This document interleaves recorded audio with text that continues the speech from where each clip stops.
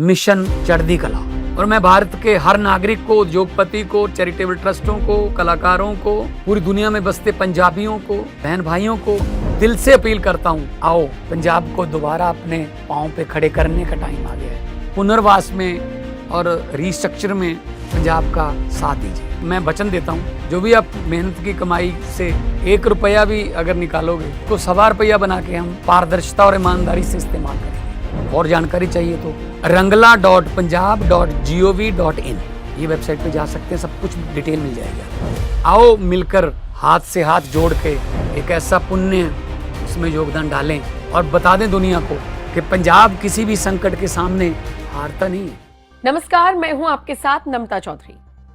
भारत एक लोकतांत्रिक देश है और ये देश संविधान से चलता है। ये बात न जाने कितनी बार कितने लोगों के मुंह से आपने सुनी होगी। सेक्युलरिज्म का चोला पहनकर जो लोग आगे बढ़ते हैं उनके मुंह से भी आपने ये बात सुनी होगी। लेकिन आगे बढ़ूं, सुप्रीम कोर्ट को लेकर जिक्र करूं, चीफ जस्टिस ऑफ इंडिया के बयान को लेकर जिक्र करूं, उससे पहले समझना होगा कि सेक्युलरिज्म क्या है और क्या ये सिर्फ तब तक है जब तक इसे हिंदू मान रही है? क्या ये सिर्फ तब तक है जब तक हिंदू मेजॉरिटी में है? और फिर ये कैसा सेक्युलरिज्म है कि हिंदू बहुल क्षेत्र से तो कोई भी जुलूस निकल सकता है, लेकिन अगर मुस्लिम बहुल क्षेत्र से कोई यात्रा निकलेगी तो या तो उसके लिए पहले परमिशन लेनी पड़ेगी, या तो वो परमिशन नहीं मिलेगी, या फिर उस इलाके को संवेदनशील, अति संवेदनशील बता दिया जाएगा।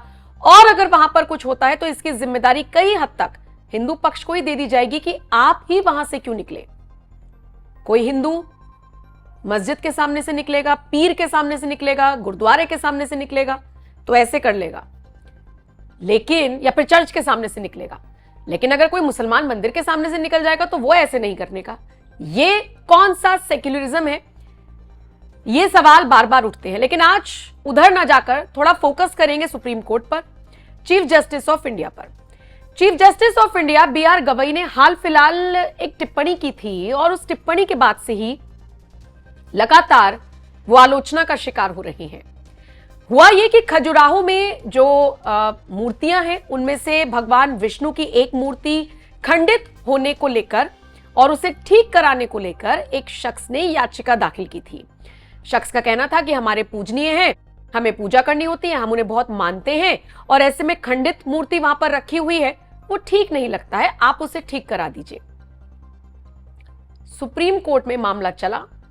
चीफ जस्टिस ऑफ इंडिया यानी कि बी.आर. गवई की बेंच इस मामले को देख रही थी। तो उन्होंने पहले तो कहा कि ये मामला, चूंकि वो जो खजुराहो की प्रतिमाएं हैं, जो मंदिर है, वो एएसआई के अंडर है, तो आप उनके पास जाइए।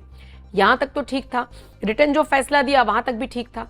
लेकिन एक टिप्पणी उनकी तरफ से आई जिसमें उन्होंने कह दिया कि आप अपने भगवान विष्णु से जाकर कहिए, भक्त हैं ना आप उनके, तो उनसे जाकर कहिए कि वो ठीक कर लें चीजों को। अब जब ये टिप्पणी सामने आई सीजेआई की तरफ से तो बवाल मच गया।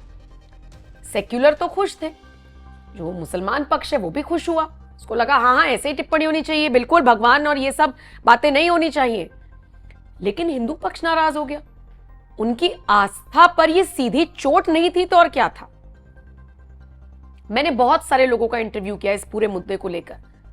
एक 20 साल का लड़का जो भगवा पहनता है, जो स्पिरिचुअल लीडर बनने की दिशा में आगे बढ़ रहा है, जो बहुत अच्छी अच्छी बातें करता है, जो प्रधानमंत्री मोदी से 18-19 साल की उम्र में क्रिएटर अवार्ड्स ले चुका है, उस लड़के ने बड़ी अच्छी बात कही सौम्य तरीके से। अरिदमन उस लड़के का नाम है। उन्होंने कहा कि ये बात आप मुसलमान पक्ष को कह सकते हैं कि जाओ जाकर अल्लाह से कह दो कि तुम्हारी बात को मान ले या जो भी दिक्कत है उसे दूर कर दे। ये टिप्पणी हिंदुओं के लिए ही क्यों?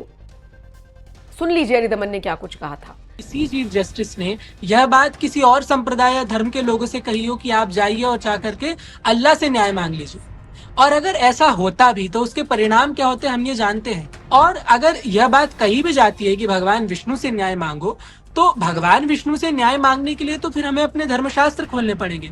फिर संविधान का या सर्वोच्च न्यायालय का क्या औचित्य रह जाता है कि मुसलमान अल्लाह से न्याय मांगे और ईसाई ईसा मसीह से न्याय मांगे और हिंदू विष्णु से न्याय मांगे, तो फिर आपका औचित्य क्या रह जाता है? अब देखिए, बात तो सही है कि ये टिप्पणी सिर्फ वर्ग विशेष के लिए क्यों, दूसरे वर्ग के लिए क्यों नहीं? क्या उनकी भावनाएं आहत हो जाएंगी? आपको डर है? बहरहाल ये विवाद बढ़ा। अब देखिए, विवाद इतना बढ़ा कि खुद सीजेआई को आगे आकर सफाई देनी पड़ गई।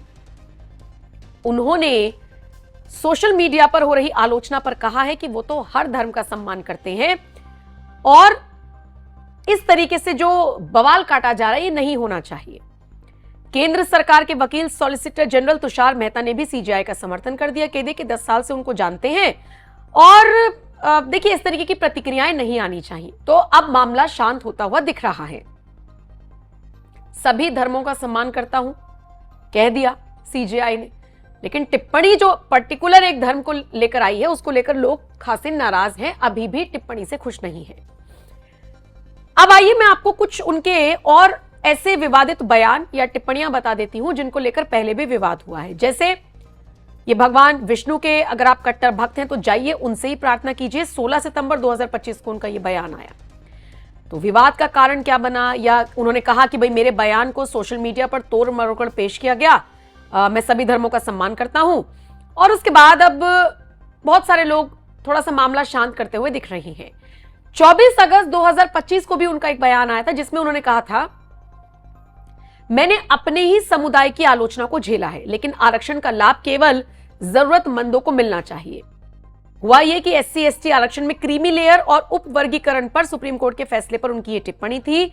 दलित समुदाय में इसको लेकर नाराजगी हुई। कहा गया कि यह आरक्षण को कमजोर करता है। सोशल मीडिया पर बहस छिड़ी।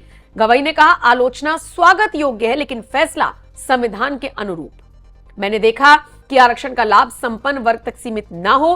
फैसला सामाजिक न्याय को मजबूत करने का प्रयास बताया गया। 27 जुलाई 2025 को उन्होंने कहा था, कश्मीर को उसके पुराने स्वरूप में लौटाने की जरूरत, जहां सभी समुदाय सद्भाव से रहते थे। कुछ ने इसे अनुच्छेद 370 हटाने के फैसले का समर्थन माना, लेकिन कश्मीरी पंडितों ने पुराने स्वरूप की व्याख्या पर सवाल उठाए। प्रतिक्रिया आई, स्पष्टीकरण आए कि कोई बड़ा विवाद नहीं, लेकिन सोशल मीडिया पर यह चर्चा का विषय बना कि सद्भाव की अपील की गई है। दोनों तरफ से इस चीज को देखा गया।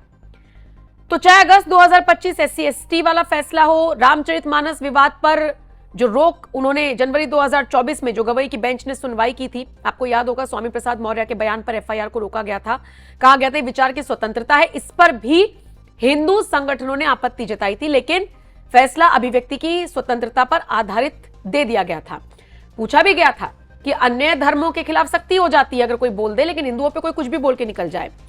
2025 में बुलडोजर कार्रवाई पर उन्होंने फटकार लगाई थी, उसको लेकर भी सवाल उठे थे। और महाराष्ट्र में प्रोटोकॉल विवाद को लेकर भी वो चर्चा में आए थे। दरअसल सीजेआई गवई मुंबई दौरे पर गए थे, वहां पर कोई बड़ा अधिकारी उनको रिसीव करने के लिए नहीं पहुंचा, जिसको लेकर काफी ज्यादा आलोचना हुई थी। और इस पर प्रतिक्रियाएं ऐसी आई थी कि बहुत बड़ा मुद्दा नहीं है, लेकिन उपराष्ट्रपति उस वक्त के जो रहे थे जगदीप धनखड़, उन्होंने गवई का समर्थन कर दिया था और कहा था कि प्रोटोकॉल होता है। और फिर उन्होंने अपनी भी कुछ चीजों को गिनवा दिया था। कुल मिलाकर देखा जाए तो, अगर विश्लेषण किया जाए तो गवई के फैसले पर हमेशा से दो पक्ष बटा हुआ नजर आया है। एक पक्ष सकारात्मक तौर पर देखता है, कहता है कि वो देश को सद्भावना की राह पर लेकर जा रहे हैं। दूसरा पक्ष कहता है कि उनकी ज्यादातर टिप्पणियां हिंदुओं को लेकर होती है या उनके धर्म को लेकर होती है, लेकिन गवई ने कहा कि वो सभी धर्मों का सम्मान करते हैं। अब ये खबर आपके हवाले। सीजेआई गवई ने क्या कुछ कहा, उनके पोस्ट को, उनके बयान को पोस्टों के जरिए शेयर कर कैसे प्रतिक्रियाएं आई, वो मैं आपको लगातार बता रही हूं। और अब जो उन्होंने सफाई दी है उसको लेकर आपका क्या कुछ कहना है, आप अपनी राय हमें कमेंट करके जरूर बताइएगा। और बाकी खबरों के लिए बने रहिए हमारे साथ। नमस्कार।